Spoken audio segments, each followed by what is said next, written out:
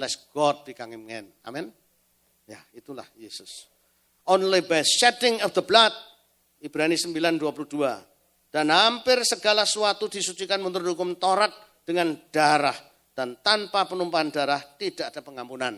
Itu sebabnya sebelum Yesus datang, simbolnya apa? Lembu disembelih, domba disembelih, harus darah. Itu sebabnya kurbannya Kain ditolak, Habil diterima. Dulu guru sekolah minggu saya ngajarnya keliru. Anak-anak, mengapa kurbannya Kain ditolak, Habil diterima? Karena Kain memberikan sayur-sayur yang busuk anak-anak. Itu menyesatkan, dua-duanya itu ya petani, peternak. Ditolaknya itu bukan soal busuk, tidak busuk, saudara. Tanpa darah. Lalu dari mana Kain Habil? Ya pasti bapak ibunya sudah melakukan korban, saudara. Zaman Nuh juga kita sudah tahu. Tanpa penumpahan darah tidak ada keselamatan. Tapi itu masih simbol. Penggenapannya harus manusia yang sempurna, dan itu hanya mungkin jikalau Allah jadi manusia, baru ada manusia yang namanya Yesus yang sempurna. Dunia membuktikan. Bencana alam yang makin dahsyat, saudara bisa baca sendiri, Matius 24. Movies, Independent Day, Armageddon, The Day After, Planet Nibiru, 2012, semuanya itu menunjukkan kebenaran akhir zaman. Bahwa Alkitab itu benar pernah disaksikan oleh insinyur Harold Hill dengan judul The Sun Did Stand Still. Karena waktu sudah baca aja 2 Raja-Raja 20:11, Yosua 10 ayat 12. Ini kesaksian yang luar biasa pernah saya baca di tahun 1969 waktu Apollo 11, saudara. Sebelum NASA meluncurkan satelit Apollo dan sebagainya, harus tahu gugus tata surya dulu. Planet-planet itu bagaimana pergeserannya berapa, supaya tidak tabrakan, saudara. Tidak mengganggu gaya gravitasi dan sebagainya. Itu perhitungan matematika, fisika yang jelimet. Oleh karena itu NASA membuat mesin waktu untuk menghitung waktu dulu. Berjalan mundur, saudara. Jalan mundur. Tapi mesin ini pernah berhenti 2 kali. Lalu jalan lagi. Berhenti, jalan lagi, saudara. Diperiksa, ternyata komputernya tidak ada yang rusak. Lalu mereka diskusi di NASA ini. Kok bisa begini ya? Lalu dicoba dijumlah, berhenti 23 jam 40 menit. Lalu berhenti 20 menit, jalan lagi. Lalu kalau dijumlah berarti 24 jam. 24 jam kan 1 hari. Lalu kesimpulannya berarti dulu pernah ada 1 hari yang hilang. Loh, ini dalam peristiwa apa ini? Akhirnya mereka Bible study, saudara. Nah, back to the Bible, dan ternyata menemukan jawabnya. Peristiwa yang pertama adalah peristiwa waktu itu perang. Dan peristiwa yang lain waktu Raja Hizkia. Tahu ya, waktu Yusak mimpin perang, kan Yusak berdoa supaya matahari berhenti. Tahu? Supaya matahari berhenti, supaya perang ini tuntas. Dan Tuhan mengabulkan.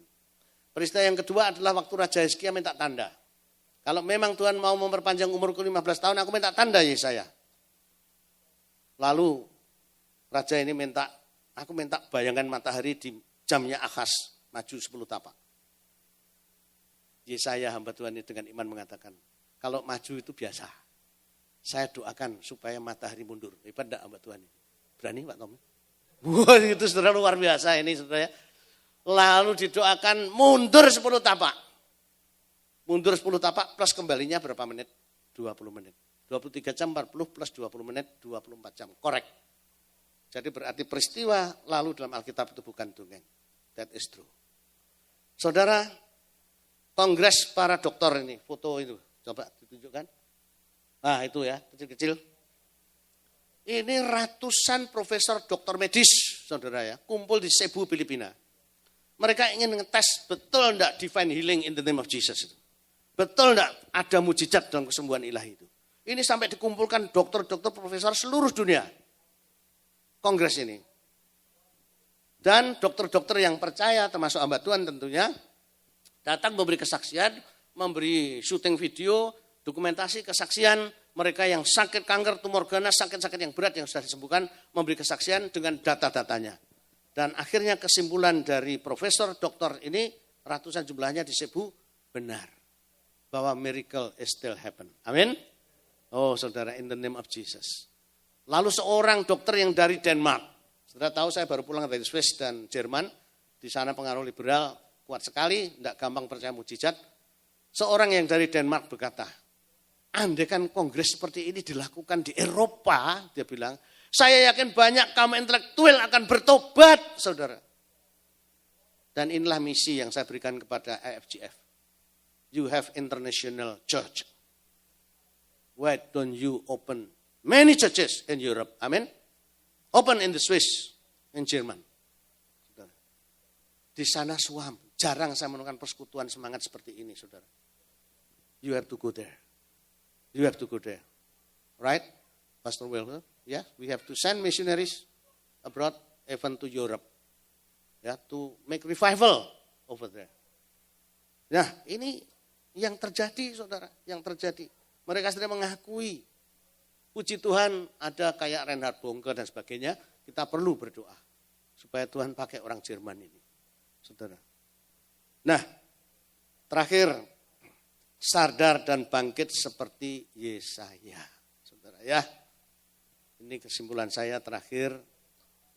Yang pertama, saya ulangi, kita harus mempunyai hati yang hancur, pengalaman yang mendalam dengan Yesus secara pribadi, apapun istilahnya, dipenuhi Roh Kudus, bertobat, lahir baru, whatever, I don't care.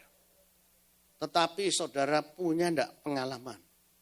Betul-betul imanmu gantol terkait enggak seperti film tadi, dengan Yesus. Did you know who is Jesus? Siapa Yesus? He is the only Lord and the only Savior. Roma 10 ayat 9 dan 10 mengatakan, tanpa orang dengan hati dan mulut mengaku Yesus Tuhan Juru Selamat, tidak diselamatkan. Amin. Itu yang pertama. Yang kedua, saudara sadar, saudara di mana berada. Yesaya tadi mengatakan apa? Dia sadar keberadaan dirinya. Aku ini najis, aku orang berdosa. Celakalah aku, belai aku menjadi Kristen kok begini, aku menjadi student kok begini, aku menjadi hamba Tuhan kok begini, belai aku, mati aku najis.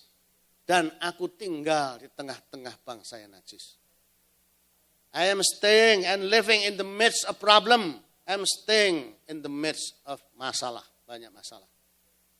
Banyak aliran yang menyesatkan. What should I do?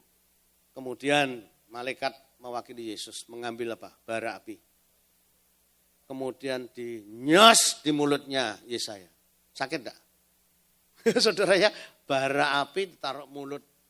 Sakit saudara. Mengapa mulut?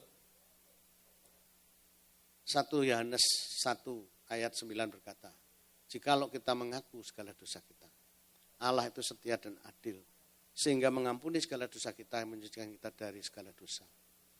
Whatever your sin is, saya tidak tahu. Apakah pornografi, apakah pernah berzina, pernah berselingkuh, diperkosa, memperkosa, narkoba, memberontak orang tua, apapun.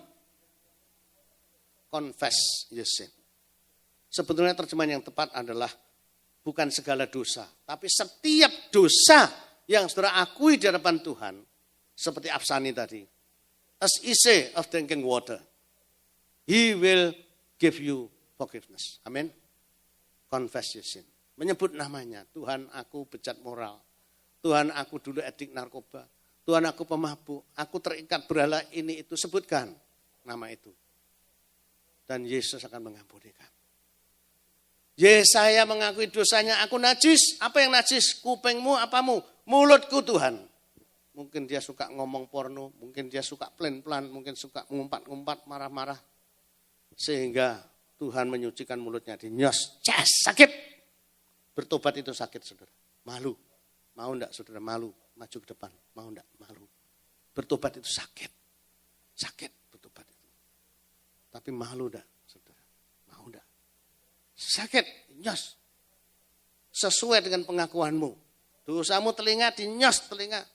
Dosamu mulut, dinyos mulutnya. Tapi anugerah Allah lebih besar daripada dosamu.